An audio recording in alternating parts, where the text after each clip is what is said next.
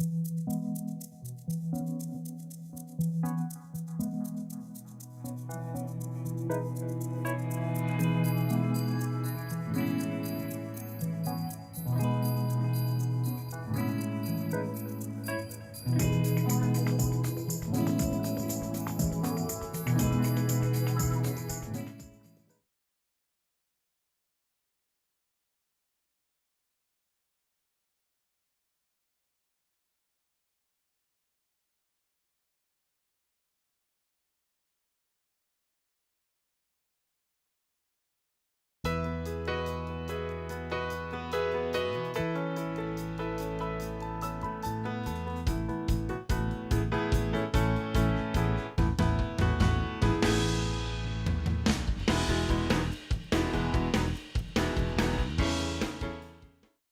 right, good morning, everyone, and welcome to a special public meeting of the Glendale City Council as we continue what is turning out to be a legendary series of budget study sessions.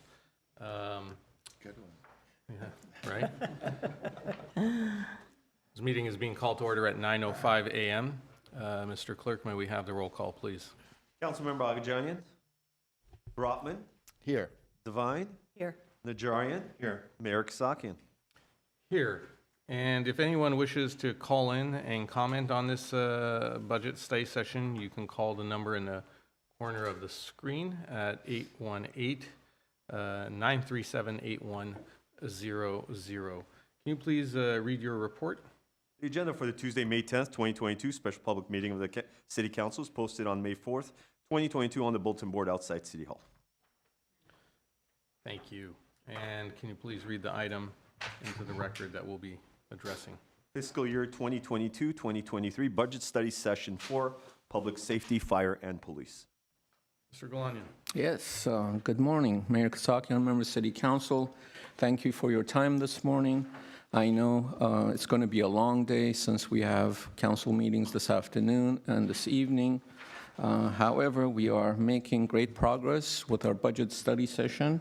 This morning's being the fourth meeting or session out of 7. But before we get into the presentation, allow me to provide a follow-up on a request from you, Mr. Mayor, related to our pavement condition compared to our neighboring cities. And as you can see on the slide, thank you. We have provided the comparison with 9 other agencies. Glendale is the first bar in this graph. If you recall, our pavement condition index, the average in our roadway network is 72. And that's thanks to the public works staff that over the years have done a great job of being able to maintain that average and is higher than the rest of the California average, which I had mentioned previously. It's at 66. At their last calculation, City of Burbank is at 65. City of Pasadena is at 60. Obviously, there are other cities, newer cities like Irvine, that have newer street systems with higher pavement condition index, but the average you can see statewide is 66. Thank you. And let the record show that Councilmember Agajanian has joined us. What's interesting, by the way, with this is that we're at 72, and that's just 2 points above the city of Los Angeles, but what a difference those 2 points appear to make, depending on where you're driving in Los Angeles versus in Glendale. So, yes, indeed. If there are no other questions or comments, we can move on to the presentations this morning. So again, a quick reminder of the format of the presentations for the viewing audience. This morning we'll cover 2 departmental budgets that focus on public safety. This will include personnel count and overview of the department budget broken down by various funds, and then departmental highlights that will include major programs and projects and question and answer at the end of each presentation. Again, a quick refresher on previously established council priorities: housing, infrastructure, environmental stewardship, mobility, connectivity, and safety. And although the two departments that I'll make the presentation on don't directly relate to these four established priorities, these two departments are an integral part of the organization that help achieve council's priorities, and the safety of the community is of the utmost importance to the city council. So this morning, like I mentioned, we'll cover public safety and start with the police department and followed by the fire department. I am very proud of the men and women of the department who worked very hard day in and day out to ensure Glendale remains one of the safest cities of its size in California and across the nation. The police department is comprised of 5 divisions, and I'll briefly go over each division for your information. Administrative services which is run primarily by professional staff, is made up of 7 bureaus. Forensic services, that includes the Verdugo Regional Crime Lab, commonly known as DNA Lab, involved in the areas of DNA testing, crime scene investigation, digital evidence examination, amongst other things. Communication Bureau is the critical link between community members calling in for assistance and the police officers in the field. It's the primary answering point for all 911 emergency calls. Also, it's responsible for dispatching police resources and routing fire EMS calls. The Custody Bureau obviously operates the city's jail. Records Bureau is responsible for maintaining and processing police records, including crime reports, investigative reports, citations, records of arrest, field interviews, etc. Budget and finance, self-explanatory. They deal with administrative and budget-related functions. Property Bureau receives, stores, and ensures the security of all items of property booked in as evidence, found, or safekeeping. Technology Bureau is responsible for the purchase, implementation, and maintenance of all technology used by the department. The Field Services Division includes 3 bureaus. The Patrol Services provides patrol and frontline emergency services on a 24/7 basis. Community Outreach Resources and Engagement Bureau, or CORE, it includes the Community Relations Team, Homeless Outreach and Psychological Evaluation Team, and the Downtown Policing Unit. Specialized Services, responsible for specific crime problems, including gang activity. Investigative Services includes 3 bureaus. Criminal Investigation consists of details that investigate property crime, such as burglary and financial crimes, and crimes against persons, for example, robbery, homicide, and assaults. Special Investigations consist of the vice and narcotics detail, dealing with gambling, prostitution, narcotics, liquor laws, and licensing, and the intelligence detail for organized crime and homeland security. And the third one is the Fleet Maintenance Liaison that works directly with the Public Works Department, managing the fleet operations. Support Services Divisions, made up of 2 bureaus, Traffic and Air Support, that responds to traffic accidents and conducts preliminary and follow-up investigations. The Air Support Unit, in partnership with the City of Burbank, provides aerial observation platform in support of patrol and investigative operations, search and rescue functions, and tactical operations. Professional Standards Bureau consists of 3 primary functions: hiring and recruitment, entry-level and promotional testing, as well as background investigations. And finally, wireless communication is responsible for city's radio equipment and system and all of the city's wireless communications. And this division was recently transferred to the police department from our IT or ISD as a result of restructuring in that department. As for personnel,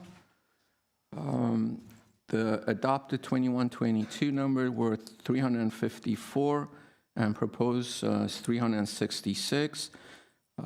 This represents an increase of 11 positions, 5 of which were the shift that I mentioned from ISD, and we are proposing 6 new full-time positions for the next fiscal year. These positions include a criminalist 1, it's a non-general fund position and grant-funded, criminalist 2 and a criminalist 3 for the DNA lab and also for computer forensics function, a police communications administrator, and 2 new police officers. An overview of the department's budget spans across 8 individual funds. As usual, starting with 101, general fund, there's an increase of about 5.1 million, primarily in salaries and benefits. And this obviously, the benefits include medical insurance, workers' comp, PERS, liability insurance, and the addition of 5 full-time positions. And there's also an increase of approximately 1.8 million in fleet equipment for various vehicles, ISD charges, and 240,000 in utilities and building maintenance. In 107, it says Measure S General Fund for safety and security, approximately $3.3 million. I'll highlight some of the items included in there as mental health resources for 200,000. This would be for a second LA Department of Health clinician. We had already added one last year. 944,000 for the contract with the Pasadena Humane Society. 240,000 for DNA lab, for example, robotic sampling. Medical and custody, 620,000. This will be for our jail system contracts. Wellness and investigative resources, 142,000. And I'll have a separate slide on this for peer support, nurse manager, and EMT programs. Additional traffic enforcement, 200,000. There's another slide on this, and we know this is important to council. This will pay for overtime for additional enforcement. Forensic services app, they'll be used for the interview room, public safety emergency room, that's 434,000, and finally 600,000 for the jail security system. And Fund 2600, Asset Forfeiture Fund, there's an increase of 290,000 for computer software and a new firearms training simulator for 360,000 and the police building security cameras for 100,000. In police building 2019 bond fund, this pays for our annual debt service for the police building, which was refinanced in 2019. Actually, the interest, it's a great interest rate of below 1.7%. We anticipate that this debt will be fully paid off in 2030, and we have a balance of $19.3 million. The Joint Air Support Fund, there's an increase of about 90,000 in vehicle maintenance, while there's a decrease in capital outlay of 150,000 from last year, compared to last year. The Wireless Fund, as I mentioned, this is the shift from ISD to the police department. In fiscal year 21-22, the budget was 7.4 million. It's been reduced to 5.3 million, mainly due to $175,000 decrease in an FT admin support position that remained with ISD. There's a $1.1 million dollar decrease because 2 projects for police and fire radios were already been completed, and $240,000 in contractual services. There's a decrease of that. That will cover the budget overview, and we'll start the departmental highlights. We have titled this Safe City Initiative. These are the core functions of the police department, which include directed enforcement with focus on emerging crime trends, leveraging technology by using drones and license plate readers, investigative analysis, which includes data collection, crime trend analysis, real-time information sharing with other law enforcement partners, and more importantly, community engagement to enhance partnerships with our schools, HOAs, neighborhood watch group, as well as business associations. The obvious benefits will be rapid response to emerging crime trends, maintaining a safe community, and reducing victimization. The funds will come out of the general fund for the police department. Another area of importance to City Council and the community is traffic safety. We plan on increasing traffic detail, as I mentioned, by adding 2 new police officers, grant-funded directed enforcement operations, and an increase in education and outreach efforts with school students and pedestrian safety with various community groups. And this will be part of the Zero Vision Plan coming to City Council sometimes in June. Benefits will include reduction in traffic collisions, enhanced pedestrian bicycle safety, engaged and educated community, and council priority being mobility, connectivity, and safety. We are proposing to use $5.6 million out of the general fund, $200,000 out of Measure S, and another $286,000 out of the police special grant fund.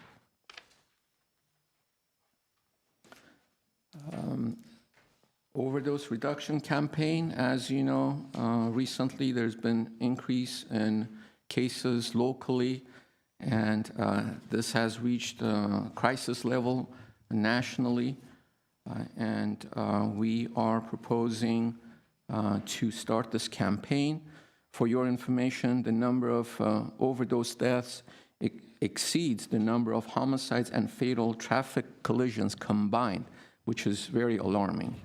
And we have seen drug arrests doubling since the passage of Prop 47. We plan on starting this campaign with education, collaboration, and early intervention, outreach and resource referrals for offenders, and we'll get this accomplished. And the benefits, obvious benefits, are reduction of the number of overdose incidents and enhancing the quality of life of our community members, especially the youth. We are proposing a $5.6 million, similar to this part of the general fund request of $5.6 million, and we have carryover funds from previous Councilmember years. Najarian. No, I withdraw. We've got a good flow going, so I'm not going Thank you. Wellness and resiliency. Studies have shown that emotional wellness improves performance, decision-making, and longevity. Also, mental health and EMT services. We need to provide mental health and EMT services offered to the community and to the police department personnel. This will help decrease calls for service. And we are seeking $342,000 out of Measure S and carryover funds from previous years. I mentioned enhancing our crime lab services. The lab provides services to over 30 local, regional, and federal agencies using modern technology. There's actually more demand for services now that current personnel are able to provide.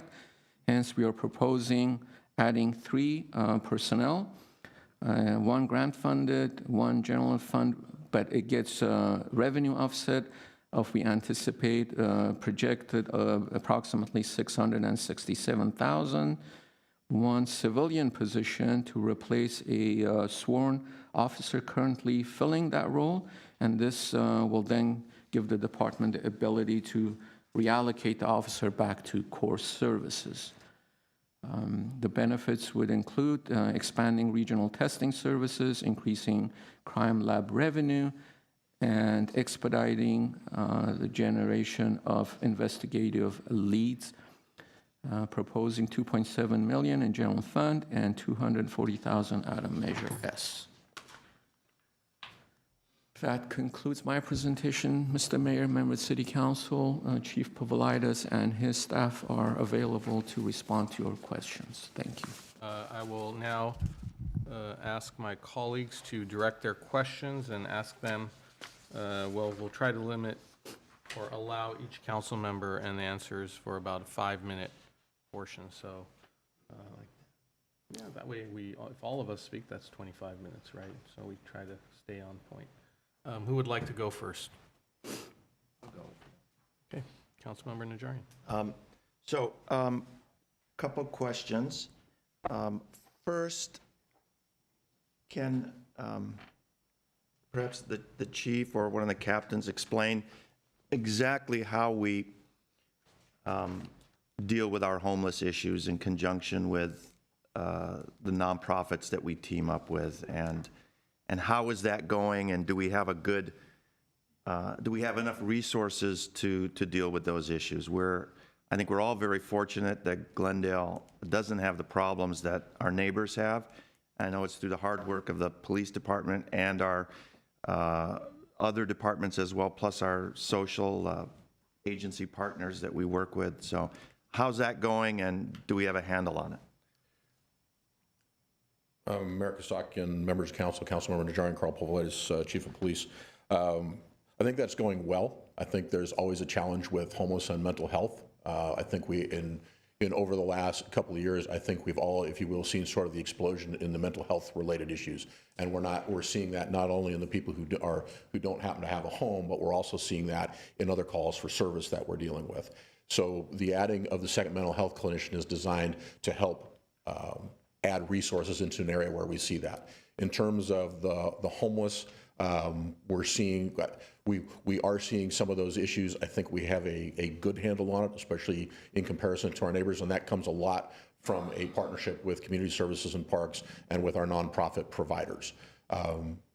Your support, the council support has been very helpful in that. There are some limitations with some of the Ninth Circuit Court decisions, mainly the Boise decision, but working in and amongst that. And I think one of the partnerships we've really been able to help with is, if I have the name right, an emergency solutions grant, which has really allowed us to deploy personnel at off hours. So we have personnel out there at 2 o'clock in the morning and on weekends where you are actually going to find people who do not have shelter and be able to do that. And that's resulted in, I believe, 100 to 150 referrals of people into the system for problem solving and housing. So I just want you to know that we, council as a whole, brag about our efforts and our partners with the police department as to keeping a lid, if I can even use that word, on the homeless issue. So we're very happy that that's being managed the way it is. My next question is, do we have, I know we're adding 2 more traffic or motor officers. Are there positions that we haven't filled, that we're trying to fill, that we're budgeted for, but not yet hired? We do have positions that are vacant. I believe I was looking at the statistics. We have approximately 3 to 4 that are vacant right now, but looking at what is in the background process, if nobody retires between now and June, or nobody leaves the organization between now and June, which might be a little bit of a pipe dream, we are actually on track to be fully staffed or touch that point. Though to be straightforward, I do expect retirements over this next year, so hiring will continue to be a problem, but we have made some significant progress with our Professional Standards Bureau in that arena. Okay. So Chief, this is the budget, and I'd like to ask you if there's any other resources that you're asking of us that are not included, both for crime prevention and for internal support for the officers. Anything that, outside the city manager's budget restrictions at this point, is there anything that the council, that you would ask of council for us to consider or to include? I don't have any additional asks. I think, we've sat down and looked through this budget. The command staff behind me has been instrumental in helping put this budget together and looking at our operations. And so what you see us asking for, I think, are resources in key areas that will allow us to leverage what we have and to make our department much more effective. And that doesn't mean we might not be next year with some incremental requests, but right now this will get us on the path of where we need to go. Okay. Our minds are always open, and should something arise through the city manager, probably would be the best line of communication. We're always willing to consider your needs. Thank you, Mr. Mayor. That's all I want to say. Thank you. Councilmember Devine. Okay. This goes along with your statement about retirements, and of course, we just got notification that we have a retirement pending right at this point. And you mentioned we are hiring 3 new officers. I'm sorry, 2, yes. 2 new officers. Oh, okay, that's what, I have 3. With that retirement, would we then hire 3 officers? I mean, filling vacancies as they come along? That's correct, Councilmember Devine. The intent would be these would be 2 additional positions, 2 additional authorized positions within the budget. So our authorized strength would grow by 2 police officer positions.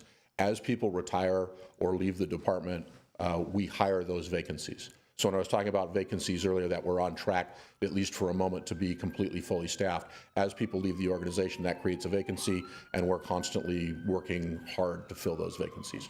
Recruitment is a challenge in law enforcement. Now it has been for several years. It is more so now, and we're still working very, very hard to get the best and the brightest people to come serve our community. Okay, so you're constantly trying to recruit. It will be a regular. It has been and will continue to be a priority for the police department going forward. Okay, great. And I agree with Councilmember Najarian. We all are here supporting you. My second question is on the mental health clinicians. You're going to be hiring one more, adding one more.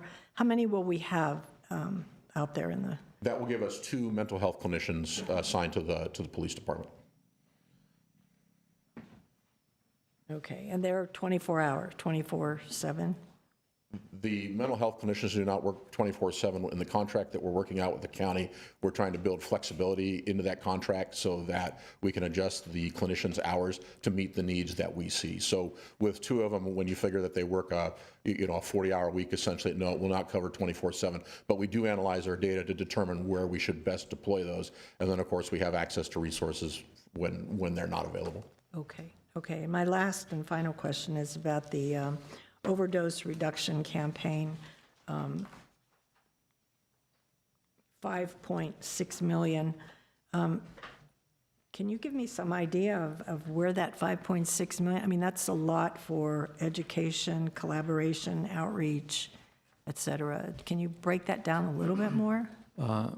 Mayor Kasakian, members of the City Council, Councilmember Devine, perhaps I wasn't clear.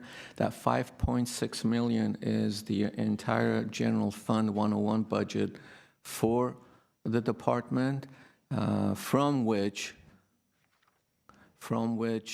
some dollar amount will go towards reduction in overdose cases, and I'm not sure if Chief has a breakdown of how much that's going to cost. We don't have a breakdown, so that covers our investigative services like our vice narcotics unit. That's the existing general fund budget. With what we see emerging in our community and some of the tragedies that we've had, especially 2 young adults, and then most recently we had an 11-month-old overdose on a opiate. And in combination with the fire department, the police department, we're able to save that child's life and make appropriate decisions. We see this as a priority. So with that $5.6 million, we're not really asking you for additional funding. That's just to kind of give you a sense of what part of the budget is used in investigative services and for narcotics. So that will become a priority within that. The other funding will come from the $1 million that Senator Portantino was able to get to do the, if you will, the outreach and referral for those that we find in possession of drugs or drug paraphernalia. And then it will also be a focus of, Captain William has the lead on this project, be a focus of his to build partnerships within our existing budgets and put a priority on making a significant impact in our community to reduce overdoses. Well, that's funny. I was going to mention Captain Williams because I was recently at Home Minutemen, and they were praising him and the police department's program of speaking to the youth at Home Minutemen, and what a great program it is and how it's being very helpful. So I want to give kudos to Captain Williams and, of course, the police department. And I just want to also say that the stories that we hear about our police department collaborating with our support systems and with the homeless. And, you know, we hear a lot of stories about how our police department has helped get some of our homeless off the streets, and they are all true, and I commend the department for that work. It's so valuable. We could never, I don't think, put a price on that. So I want to just say kudos to your entire department. Thank you, Chief. That's it. If I may, I'll just say thank you on behalf of the men and women who are really doing the work, some of which are represented here, but those out in the field. And we truly believe in the philosophy of community policing and long-term problem solving. And so even the issues where we are working with people, we're working with other city departments, and we are truly partners looking to make our community safer and better for everybody. Great. Thank you. Thank you. Councilmember Brotman. Okay, thank you, City Manager Galanian and Chief Popolitis. Just first to clarify, could you go back on slide 8, the general fund? You went through this. I apologize. I don't think I caught it all. But 1070, the Measure S, that 3.4 million increase. What is that again, primarily? So that's going to cover a number of services. So it will cover the mental health resources for DMH, for adding the second clinician. It will cover our animal control and wildlife services. It will cover some of our DNA contracts for robotics and so forth. Covers dealing with our medical and wellness related programs.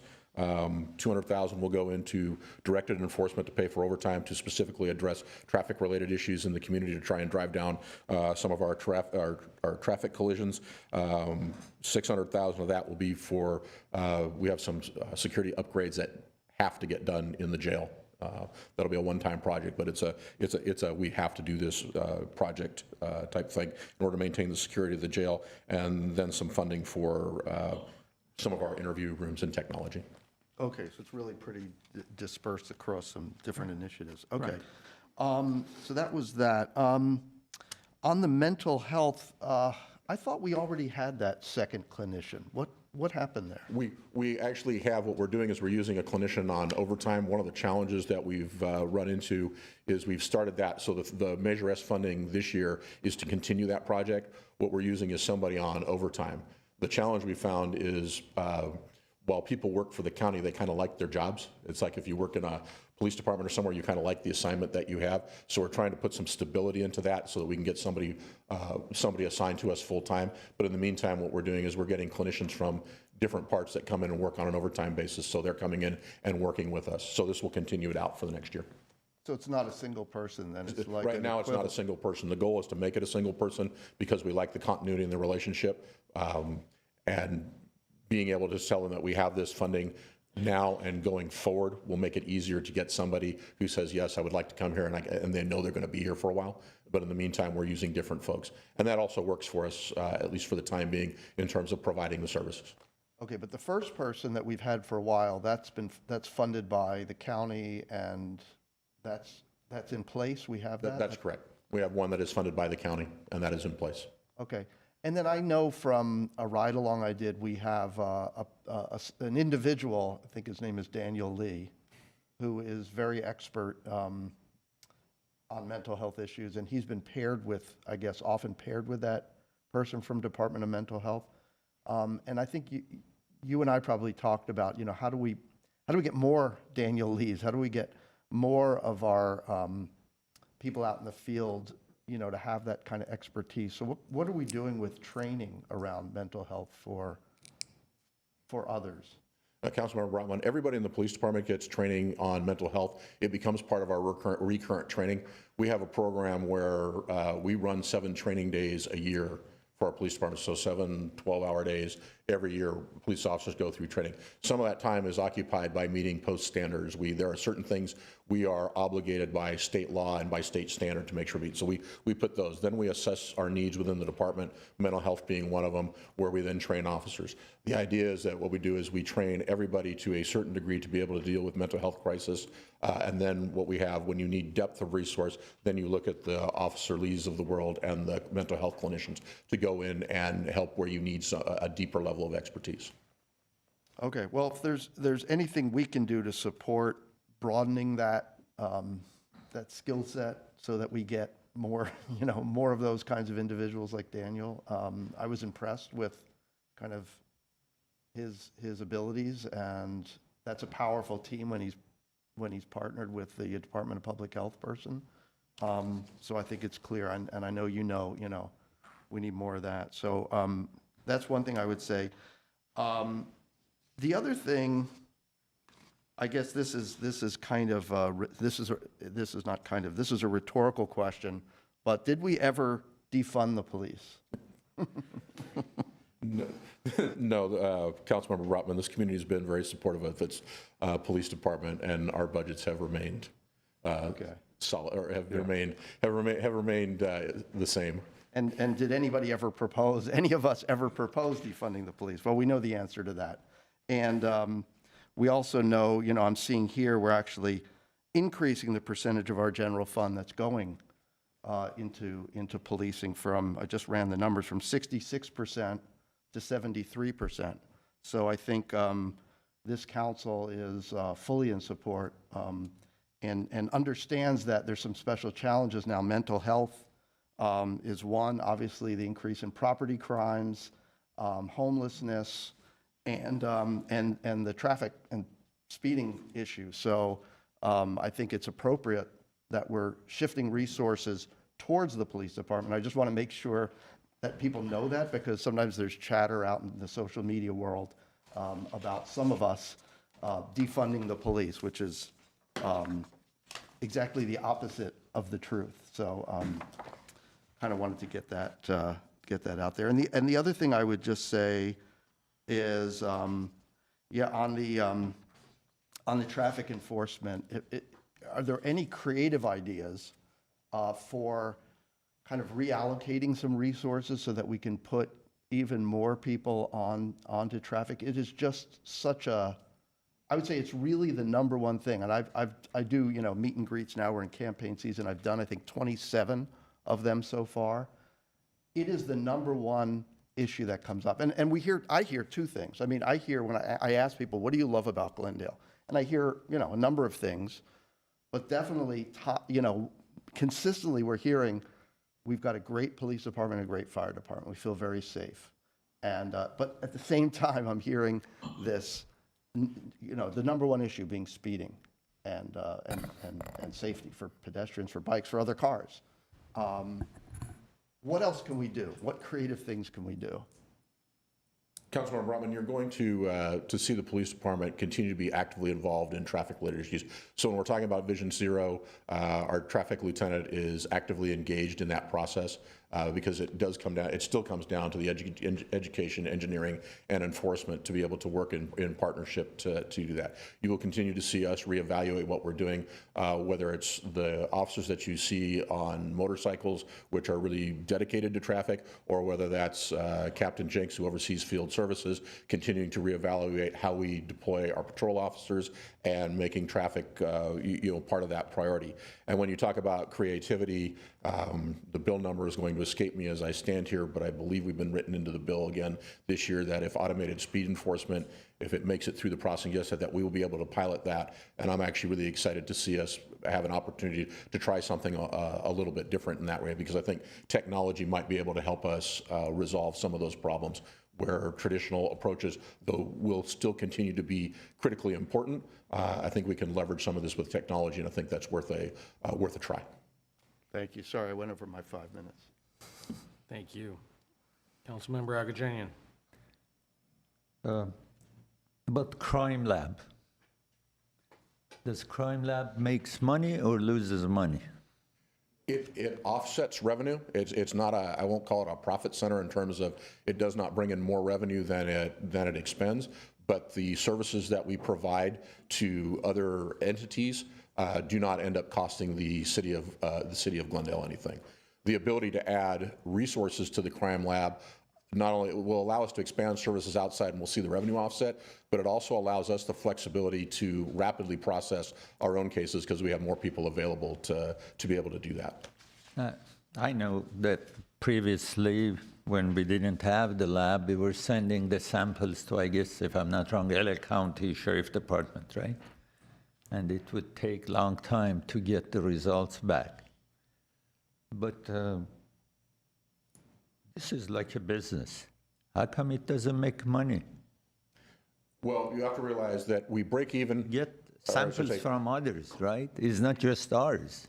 Right, we do get funding from others, and so the cost that when we do work for another agency, what we charge offsets our cost for that. Of course, we use our own crime lab as well, so at least probably half those samples, more than half those samples, are Glendale Police Department cases that we're sending to our own crime lab and wanting results back quickly. So we are funding that out of the general fund. But what's done for everybody else is out there. But when you bring up Los Angeles County Crime Lab, one of the nice things about having it in-house is the ability to do it quickly, and that's why we have people coming from the outside. Is it's something that they need done quickly. And I got to tell you, very, very proud of the men and women who work in that crime lab because they have been extremely innovative, and there are things that we can do here that some of the larger labs across the country can't do because our people have done the work to validate some unique processes. Okay. On a lighter note, I used to interview the police dogs, and you every year on TV station, and there was a show in Verdugo Park. What happened recently? We are not doing that. Why we are not bringing dogs for the general public to see what we have and what they are capable of doing? So I think what you're referring to is Canines in the Park, and that was actually a fundraiser that we were doing for the canines, and we used to do it in conjunction with the Kiwanis Duck Race. We shifted from, it's when you're doing fundraising, things work for a while, and then you have to make it fresh, and so we shifted over to doing some comedy shows. However, pandemic notwithstanding, because with the pandemic, that brought us internal a little bit where we aren't going out to places because people weren't gathering.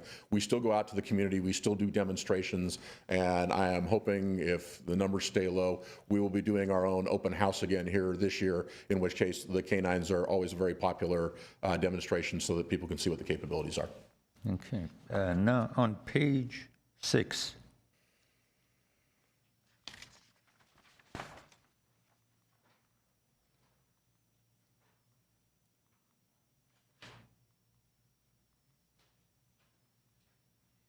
This one? No, page 6 is, yeah, this is page 6.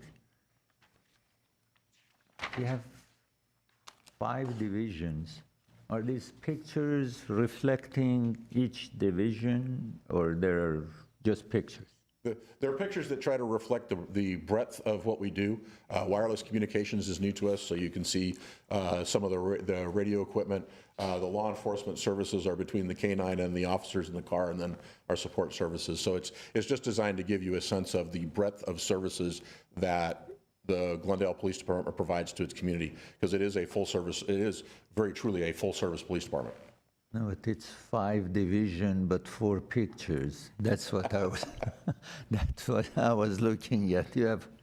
I thought each division would have 1 picture, so it would be 5 pictures. But however, thank you. Thank you. Great, thank you. Yes, I Councilmember just want to Brotman. correct a misstatement that I made. I said, I was talking about the percentage of the budget to police, and I said, we went from 66 to 73%. That's not correct. That's police and fire.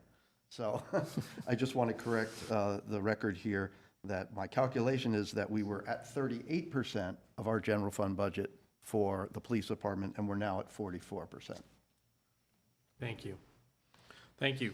Well, I won't repeat many of the compliments and things that were said by my colleagues because in the interest of time, I think our police staff, as well as you know, that council supports you in your efforts to keep the community safe. An investment in our public safety is an investment in our neighborhoods and in our in the general welfare of the city. And I also would not like us to get bogged down in the rhetoric that's out there nowadays in the public sphere, whatever the three-word slogans are that either side is using to rile up voters and individuals to their own interests. But we do have work to do, and we are glad that you're here and presenting this budget before us. Within this budget, can you please tell me, how are the school resource officers deployed, with given what we are facing now in this financial situation? We have 2 school resource officers, one deployed to Hoover High School and one deployed to Glendale High School. And then generally, if there are issues at the, if you will, the feeder schools to those high schools, they will also assist with those schools. And what about Crescenta Valley High School? Is that Sheriff's Department? Center Valley High School is Sheriff's Department. Okay, so we do have a designated person for each high school? That is correct. Okay. And how does that compare to where we were, say, 7, 10 years ago? 7 to 10 years, it's been constant. I can remember a time when we had two to each high school, but it said one of the prior budget crises, when we're trimming staff, we trimmed that program back. And our school resources office, I will also add, is a partnership with the school district, probably paying about 25% of the cost. In terms of the mental health training that we're doing, some of the narcotics training, are the officers who are assigned to the school resource officer detail trained in these areas? And will continue to be further trained in some of those areas. As you know, it takes a special individual to be a good school resource officer. So finding the right fit for putting somebody to work with our school district is finding that right person is important. And we'll continue to do that. But they will be part of that. And as the overdose reduction campaign goes forward, one of the key components of that is partnerships. And so Councilmember Devine mentioned Home Minutemen. That is just touching the surface. We're working up, with a coalition up in the Crescenta Valley area, in the Montrose section of Glendale. And of course, the school district will also be one of the key partners and stakeholders that we want to bring to the table, amongst others. Now, in terms of the full-time officers for the traffic enforcement that we're adding in the budget this year, well, let me ask you this. If you had all the resources that you could have, and obviously the resources are limited, are those 2 officers enough? Are we still falling short? And if we are falling short, by how much? It's always hard to stand here because it's like if you gave me unlimited resources, I'd tell you I can spend unlimited resources, and we know that's not the reality of the world that we live in. I think you get extremely good value and great service out of the Glendale Police Department. My favorite comparison is to kind of compare us, as I always joke, that small suburb over there known as the city of Los Angeles. And you look at per capita staffing. Here we have about 1.2 officers per 1,000 residents based on our staffing levels. If you look at the city of Los Angeles, they're actually double that. They're 2.4 officers per 1,000. So, would we always like additional resources? Yes. But part of what we want to do is also be able to build a plan and be able to fill those resources. So as we add to additional officers, yes, that will help with traffic. I think that moves us in the right direction. It's a number that I think we can realistically absorb this next year and add to the department. Within the budget, but if we had to have, we're moving in the right direction, but if we want to arrive at the destination, how many additional officers would we need? You know, I've not sat down and done that. You know, slowly but surely, I think, especially as I see crime trends running, I'd like to see the department at least grow slowly. I mean, part of it is making sure that we maintain the quality of the department, so bringing people in. And I think this budget puts us on that path. We'll see where that goes, and then we'll reassess that as we go forward. Thank you. And lastly, I know that in the past, there's been discussions about police department overtime. We, I'm sure, saw, and I think in the previous budgets, we witnessed a spike in overtime due to COVID and some of the restrictions in terms of how we could deploy our resources during COVID and who would have to backfill some of the positions when someone was taken offline. Where do you anticipate now, in the wake of the more serious portions of the pandemic being behind us, overtime landing within the department? If you're looking at the current fiscal budget, we will exceed our overtime budget, but we will be under budget for the department as a whole. Primarily, our overtime is driven by staffing needs, and so although you know it looks like most of the pandemic is behind us, it was not during this last fiscal year.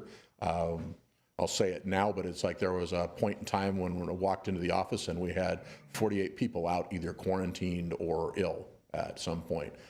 Thank goodness nobody seriously ill, but in order to maintain staffing, we're using overtime to backfill in all of those positions. This is not a profession that is without any risk. We have officers that do get hurt apprehending suspects and handling calls for service. And so when they're off with our staffing levels, we're using overtime to backfill. And so probably somewhere in the ballpark of 25 to 30% of our overtime is used to fill those positions when they're not. And then about 11%, 12% of our overtime is going to be dealt with in terms of dealing with vacancies, and another 10% is court. So as we do our job and as we make arrests, we need to send people to court to make sure we finish that process out.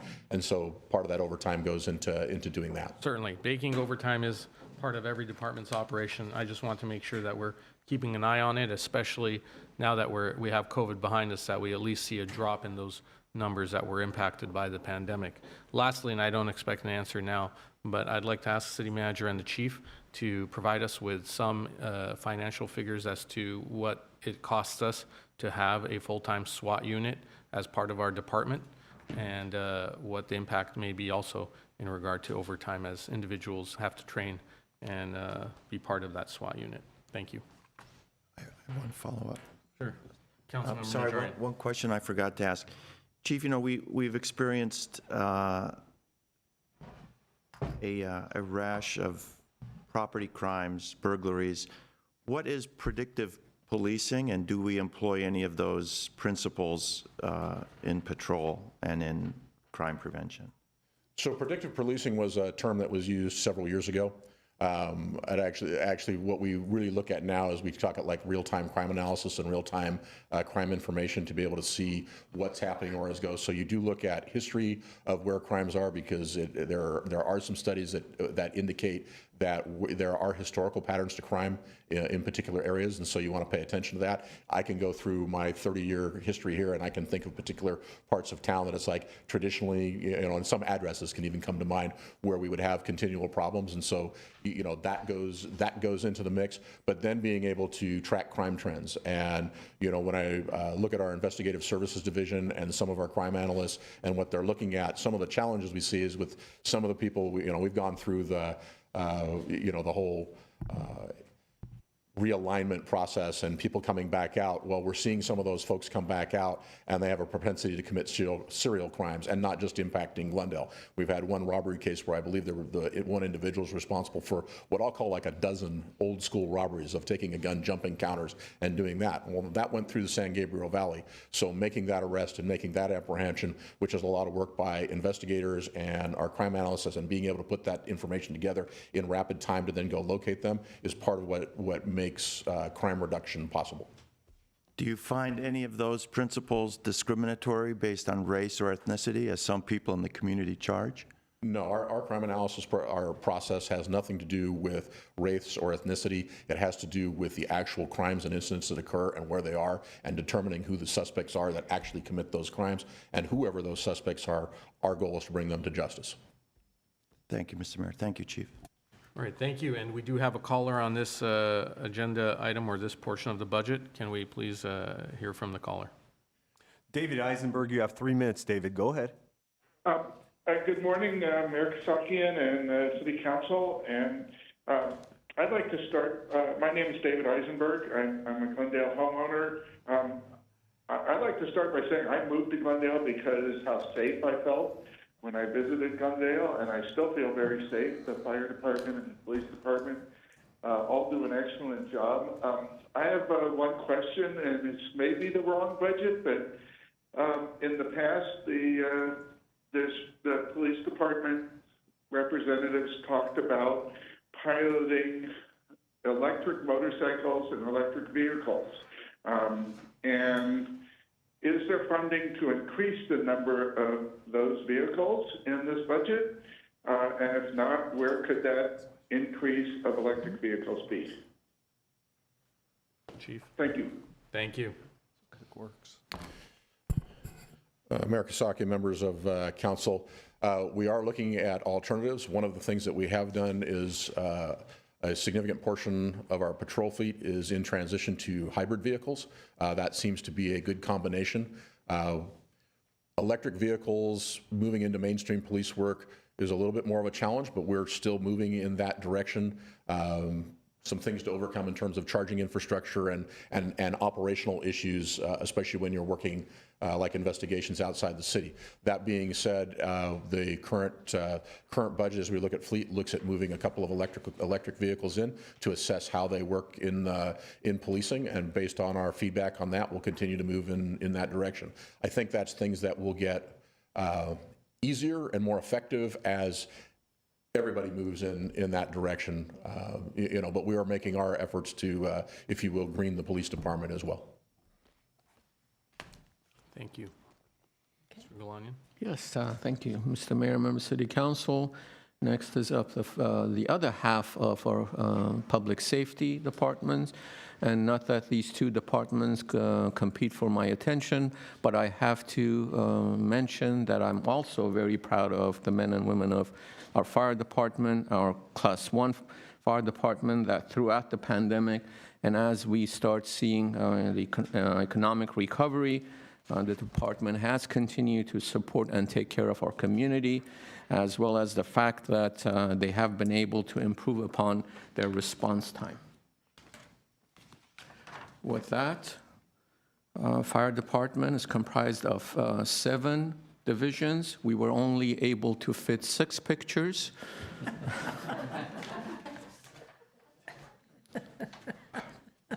These include the Verdugo Fire Communications Center, which serves not only our city, but also 11 other cities and the Burbank Airport. Fire Prevention Bureau, for the past 3 years, completed 100% of its state and local mandated inspections, as well as 100% of our brush inspections. Administration, which supports the departments and all activities. Operations, which is the largest section of the department, and with last year being its busiest year in its 115-year history. Training and EMS, which provide ongoing and new standards and training to the department personnel. The EMS section also staffs our 6 ambulances. And lastly, emergency management, which helps keep our city employees and the community prepared for disasters. And a couple of efforts worth mentioning are the evacuation drills in 2 canyons, as well as the reintroduction of the CERT program. As far as personnel are concerned, the department is not asking for any additional position. It currently has 166 sworn and 54 non-sworn members, as well as 41 full-time equivalent hourly employees. Overview of the budget, it spans across 5 funds, starting with 101, General Fund. It's an increase as normal as the other departments have been, of about $2.6 million in salaries and benefits. This includes medical insurance, workers' comp, PERS, and there's $108,000 in contractual services. These are increases. Fleet equipment service charge for various equipment in the amount of $1.6 million. ISD service charge for $411,000, and liability insurance for $192,000. Item Measure S, there is actually a decrease of $353 due to less appropriation requested this year than we did last year. Last year, we purchased a ladder truck. This year, the department's proposing to purchase a fire engine, which is less expensive than a ladder truck.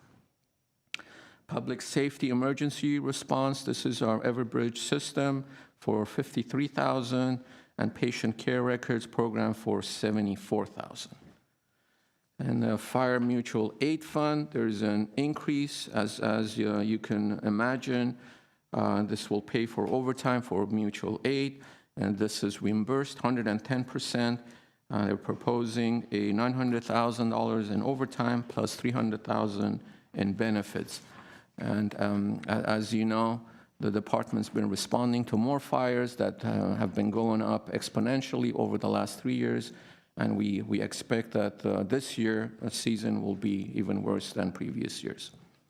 The Fire Communication Fund is an increase of $376,000 for the depreciation of assets, another $210,000 in salaries and benefits, and contractual services, $177,000. On to departmental highlights. The Emergency Readiness Program. The department has aggressively built upon our city's emergency readiness, plans to continue their effort with multiple community events and exercises in the coming months. They plan on having community emergency response team, as I mentioned, reintroduction of that training, partnership with GCC to further develop our training center, evacuation drills for the canyons, community brush clearance day, grant for fuels mitigation crew, educating residents in high fire zones, and continuing our community CPR program. The obvious benefits are enhancing community safety, providing community with tools to be better prepared for emergency and to mitigate risk and loss. This will come out of the general fund, the major funding for this department. Recruitment, you heard Chief Povolitis talking about the challenges in the police department or in this industry that's prevalent in the fire departments across the nation as well. But it's an important component for the critical operation of our fire department, and it's been a major focus of our current chief, and I'm pretty sure it will be a focus of our future chief as well. The department currently has 15 vacancies, but has a 16-week fire academy from which 15 recruits will start July 5th.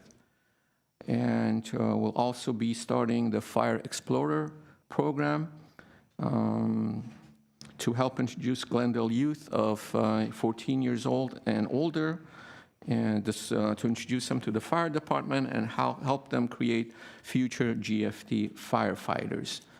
And this will obviously enhance our Class 1 service delivery and make the department reflective of our community and attract diverse local youth to the fire service. We are proposing a $1.1 million out of the general fund.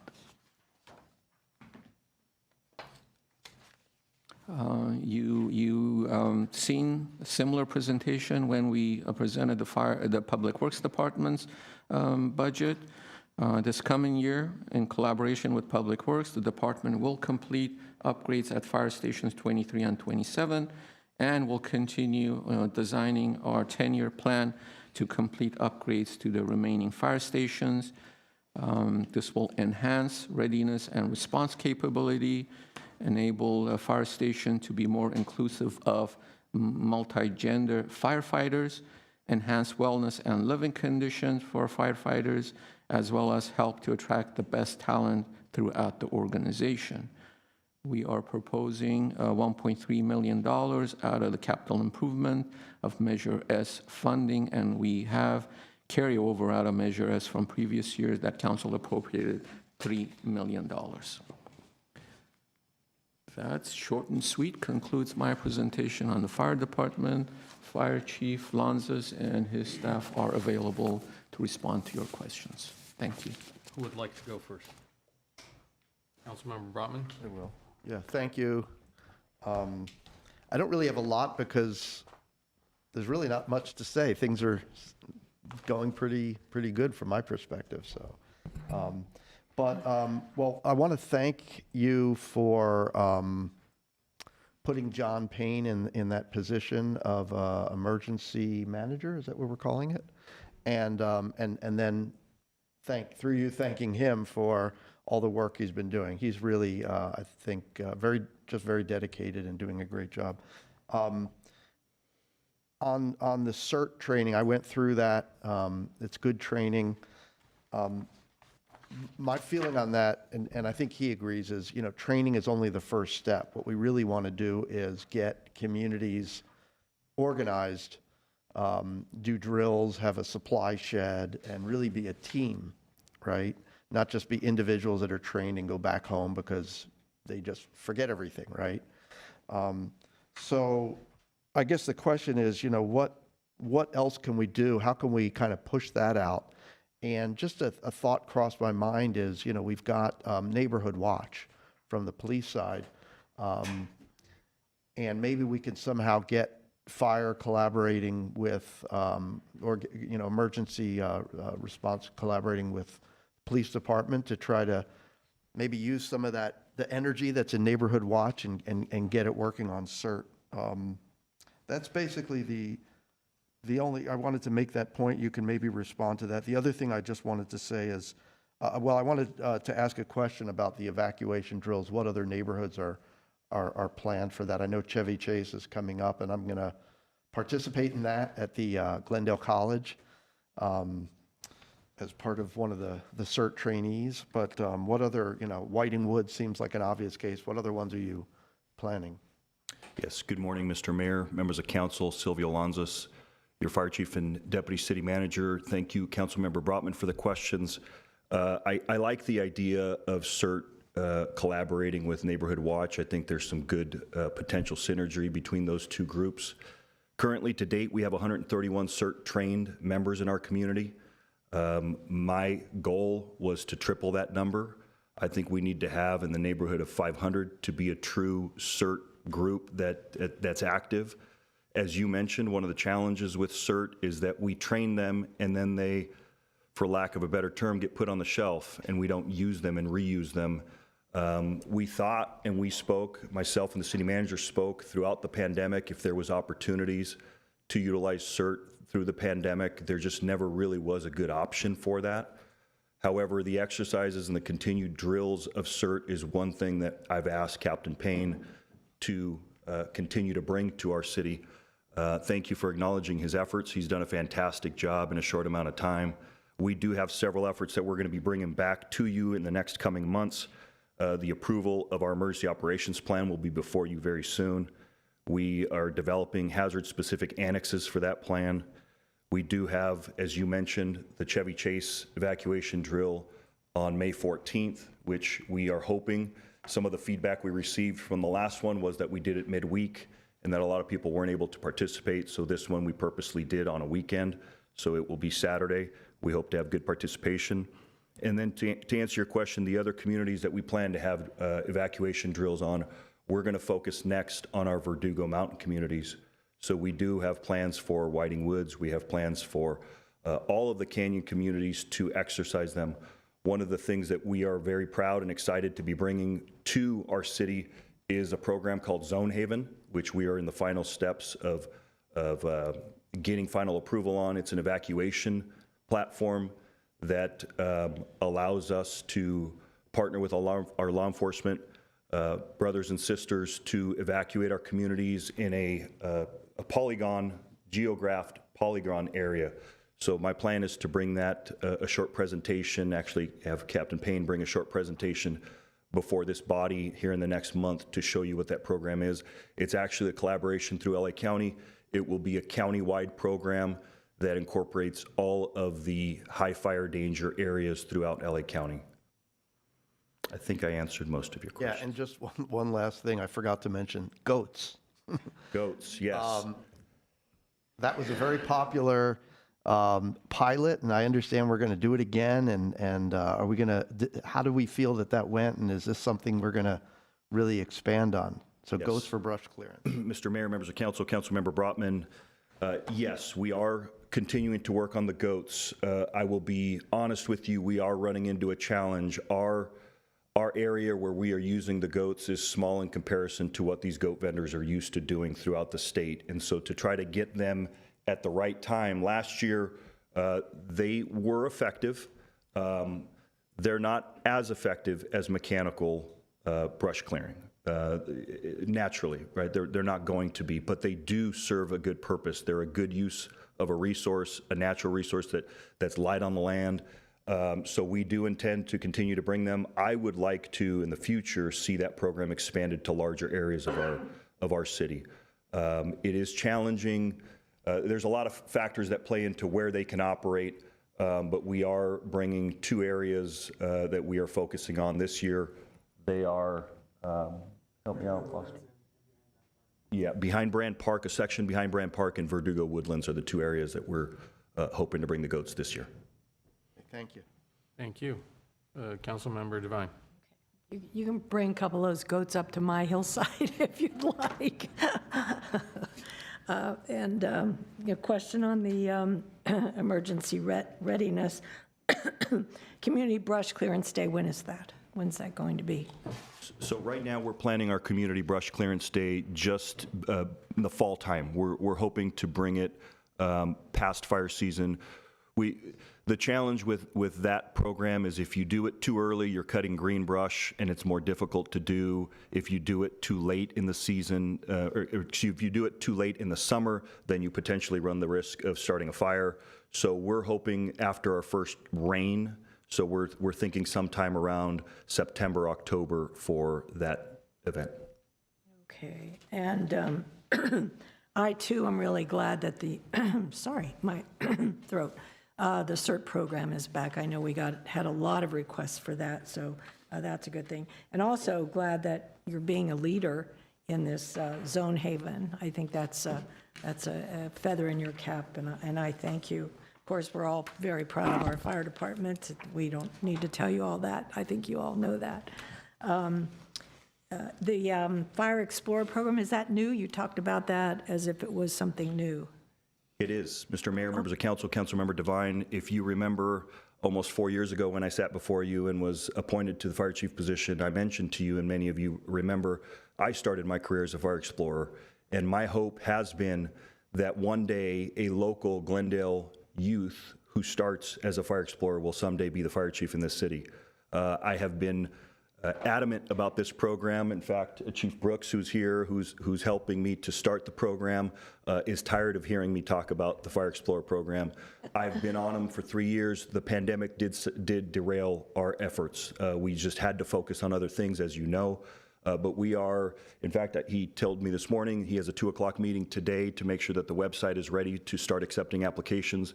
And we hope that by the end of this month, we will be starting that program. It is a fantastic program that helps to bring youth from our community into our organization.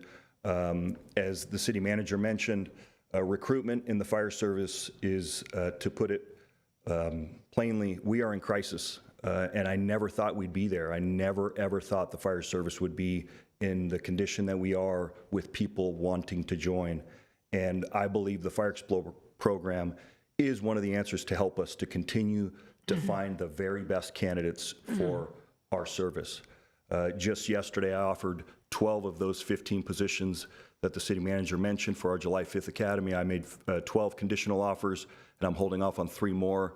I'm just waiting for a cert list to be approved from HR to be able to make those remaining 3 offers. But the Explore program is a fantastic one. I look forward to having our first class graduate and bring them here before you one evening and to introduce you to them. It will be an important program for our future. Fantastic. Thank you so much for doing that. I also want to commend, finally, we're getting multi-gender firefighters, living conditions, and that's always a good thing because that will make it maybe more attractive for women to apply or to come into the workforce, the safety. Yes, Mr. Mayor, members of council, Councilmember Devine, we have worked hard on improving our diversity and the number of females in our department. We have been successful over the past 3 years. We have improved on both of those categories. The challenge with females is that every department's trying to hire them. So when we try to hire them, they get offered 3 different places, and oftentimes we lose them in the battle. But we have improved upon our numbers. Our diversity currently, our female ranks, we have 31 total women in our department, which is an increase from, in the last 3 years, from 27 to 31. So we are making improvements, and we will continue to do so. Fantastic. My last question is about brush clearing. I got a letter last week, and it said, we are going to start inspecting on May 2nd. And I thought, wait a second, I can't possibly get somebody up here by May 2nd. Is that, when will you actually begin enforcing that? So we will begin, May 2nd was the kickoff of our program. However, that doesn't mean that you have to have it completely cleared by May 2nd. It is when we start our program. We, as you know, this year we are attempting to include the ember intrusion area within our inspections, which will raise our number to somewhere in the 12,000 parcel range. We have completed, through the hard work of the men and women in our fire prevention section, we have completed 100% of our brush clearance inspections the past 3 years, totaling over 9,000. This year, the goal will be to reach that almost 12,000 range. We work with our community. This is an education, not an enforcement program. We ask for assistance, and we really get good response from our community. The number of homeowners who don't cooperate is very small in comparison to other jurisdictions, and that's because we work with them. So you or anybody else who gets an inspection on May 2nd and isn't compliant yet, your first notice will tell you that you are out of compliance, and then it's the responsibility of the homeowner to contact us and let us know. You know, I have my folks coming on May 15th. It'll be done, and we will make sure that our reinspection is after the day you tell us. Perfect. And I know, you all do a fantastic job of checking, 100% of the properties were inspected last year and the year before and the year before. So that's excellent work. Excellent. Thank you all. Thank you for your service. Thank you. Councilmember Najarian. Thanks, Chief. I think the fire department is great, and you're on the right track. Let me ask you a question about your assessment of our emergency response. I know we had 2 levels. One is, and I forget the nomenclature, one is just an ambulance response. The other is a more life-threatening response. I'm missing the name. We had names for... Mr. Mayor, members of council, Councilmember Najarian, I think you're referring to our total response time, which one is EMS and one is fire. So we have 2 different times. As you know, for fire responses, we have to don our gear, which makes us a little slower to get out of the barn. Those are the 2 response times that we... No, I'm not talking about the period of time, but there's 2 levels of response. One is a life-threatening, and the other ALS is... and BLS, advanced life support and basic life support. Right. Yes. How is that model going? That's something we went to about 5-6 years ago. Is that still satisfactory in your mind? Yes, Mr. Mayor, members of council, Councilmember Najarian, I think what you're referring to is the BLS ambulances. We actually went to it 10 years ago. It was actually in 2012 that we converted. It does seem like it was just yesterday. It was 10 years ago. I will tell you the program is outstanding. It has not only been an appropriate deployment of resources within our city, it is cost effective, and back to my point about recruitment, it is bailing us out in the recruitment phase. Of those 15 recruits that will start our academy this year, I'm proud to say that 8 of them will come from our ambulance operator ranks. So these are young men and women from our community that have joined our ranks as EMTs, driven our ambulances, worked hard, put in the work. We've supported them, sent them to paramedic school, and they are now being promoted to firefighter paramedics in our academy. So it is working well. There are some improvements that we're looking to do through our new dispatch program that we implemented a couple years ago. We're looking at tiering some dispatches. We also are looking with our partners in law enforcement at some options in the future of maybe putting an ambulance out there with the clinician, a police officer, and an EMT from the fire department to have resources out there in the future that are helping the homelessness crisis and potentially even the opioid crisis that exists.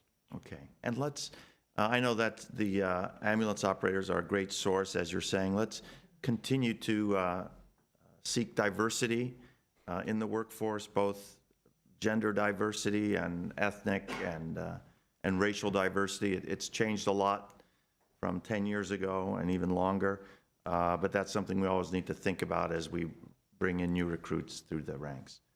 Absolutely. Yeah, thank you, Chief. Thank you. Councilmember Agajanian. Yeah, thank you. Does every fire station has its own ambulance or not? Mr. Mayor, members of council, Councilmember Agajanian, no. We currently, each day, we have 5 24-hour ambulances that run out of 5 of our 9 fire stations, and then we have a 6th that's a 12-hour ambulance. It's staffed from 7 a.m. to 7 p.m. out of an additional station. So 6 of our 9 fire stations have an ambulance in their quarters. Okay, thank you. All right, if there's no other questions, do we have any callers? Mayor, we do not have any callers. Well, let me just say that I appreciate everything that both our fire department and our police department did during this period of the pandemic, especially during its height, as you were all frontline, helping out the community, doing what you swore to do and were called upon to do. So we appreciate that, again, both fire and police. Now, during the pandemic, as more people were at home, were there any type of calls that you saw a greater increase in responses to, calls for, whether it was for paramedic or fire? And if so, could you share with us what some of those, what your experience was and what some of those details are? Yes, Mr. Mayor, members of council, early on in the pandemic when everybody was required or asked to be home, the nation saw an increase in a couple categories of calls that were troublesome. The first being burns to children. The number of children that were home as compared to when they're mostly in school, coupled with parents being preoccupied with having to work from home and potentially not be paying attention to them. We saw an increase throughout the country in those type of calls. And then we also saw an increase in our structure fires. Our home fires throughout the nation also increased, again, because you had more people home more hours of the day. The majority of fires in homes are caused by humans. They're human-caused fires, either accidental kitchen fires, fires that start in the garage, or in other locations throughout the home. Both of those areas saw an increase.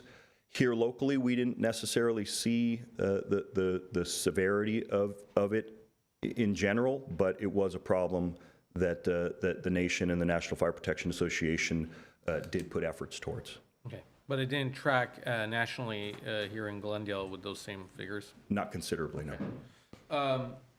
In addition to those responses, have we considered training, or how many of our firefighter personnel have been trained also in the mental health response area, just as our police have? And if not, is it something that you're looking into doing? Yeah, Mr. Mayor, members of council, we are looking at doing that in the future. Currently, there is no program for our firefighters and EMTs to be trained in the mental health field. They receive some training in paramedic school and EMT school, which is usually early on in one's career. We do some continuing training throughout our EMS program. Throughout the year, we bring in clinicians and we try to partner with our police department. But it is an area that the chief and I, the police chief and I, have talked about collaborating more in the future in and looking at some shared resources to help solve that crisis. I'm glad to hear that. I think that'll serve our community well. And expanding that and collaboration would be critical to that. In terms of COVID and overtime, did you see impacts of that? Where do you see overtime costs moving forward? So our overtime is another area that I have specifically focused a lot of effort on in the last 3 years. As you know, 2 years ago, we brought to you a change where we're tracking our constant staffing overtime, which is overtime to keep our 50 on-duty firefighters on duty each day. That's a hard number, a constant staff number. When a firefighter takes a day off, another firefighter has to come in and work that shift. Same with our EMTs, the 6 ambulances that I mentioned, the 5 24-hour and 1 12-hour ambulance. What I like to call the true overtime, which is non-constant staffed overtime. Over the past 3 years, to give you an example, in 2019, our just shy of 500,000 at 494,000. In 2020, it was 274,000, so almost half. And this past year was 114,000. So we have made a lot of effort in reducing that non-constant staffing overtime. And again, to the credit of the men and women of this organization in every division, whether sworn or non-sworn, they committed throughout the entire pandemic. We did all the things that we did without an hour of overtime being used for that. That was all done either voluntary, coming in on their days off, or working throughout their normal shift in addition to all the other duties that they have. And I will add that they did so during a record-breaking year. 2021 was our busiest year in the department's history, and they did so with 0 complaint, and we're proud to do so, and I couldn't be more proud of them. Thank you. And lastly, this is where I'll make a personal ask. I would like to see us bring back, or at least institute, whether it's through the fire department or the police department, car seat installation. This was something that was done at one point. I think the city, the Kiwanis also did car seat, well, they do car seat inspections, but we haven't done installations. Any parent who's tried to install a car seat in their car knows that it can be, sometimes there's even YouTube videos of people just struggling with this. And at one point, the sheriff's department was doing it out of their Altadena station, and then they stopped as well. I think it's an important service that we can provide our public, obviously protecting our children, especially as we talk about traffic safety and the way some of our motorists behave on our roads. It's absolutely critical. If we can look into doing that and making it publicly known that we're doing it, I think it would be an overall benefit to the community. That is all. Thank you. Thank you, Mr. Mayor, members of City Council. Again, thank you for your participation, your thoughtful questions and feedback. If I may go over the remaining study sessions, we're getting closer to the finish line. Our next study session, number 5, will be on May 19th at 9 a.m. We'll cover the remaining departments, 7 departments, which will be our central support departments, namely City Attorney, City Clerk, City Treasurer, Human Resources, Finance, Information Technology, and City Manager. And I promise I'll do this within the allotted time. And then we have reserved May 24th for any follow-up items that council may ask for. And then finally, on June 14th, a budget hearing and budget adoption. Thank you very much. Thank you. Thank you. And if there's no callers, we'll entertain a motion to adjourn. Move to adjourn. Is there a second? All right, we are adjourned at 10:31. Thank you very much.